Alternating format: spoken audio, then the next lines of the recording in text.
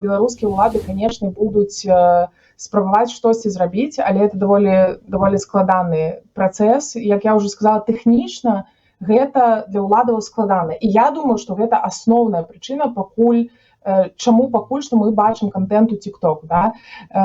Больш-менш свабодны. То бок гэтых контент-крэатараў вельмі складана адсачыць, таму што калі умоўна алгарытмы вось гэтых уладных цэнзараў не настроены на тое, каб шукаць вось такі контент, да, то, не трапляецца просто, міма алгарытмаў залетае, напрыклад, то ёсць шанс, што просто праз гэты фільтр ўсё роўна некаторыя блогеры там не праходзяць, да, то бок яны застаюцца у прасторы, іх ніхто просто не заўважыў.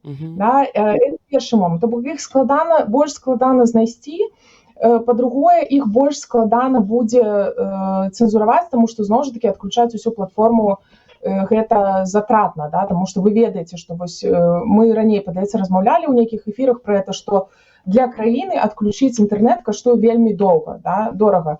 То бок гэта мільёны даляраў, таму што адключаецца ўсё, і банкаўскія сістэмы, там, і ўсё астатняе. Таму гэта вельмі радыкальная мера, якая, хутчэй за ўсё, ім не патрэбна.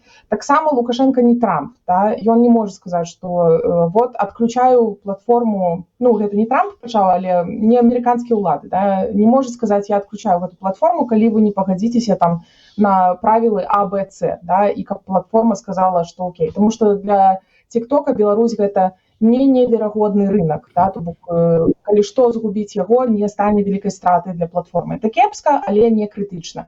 Таму таксама платформу шантажаваць не атрымаецца. І адпаведна, што застаецца, калі ты не можаш блакаваць, гэта спрабаваць працягваць знаходзіць гэтых людзей і іх неяк сажаць і гэтак далей.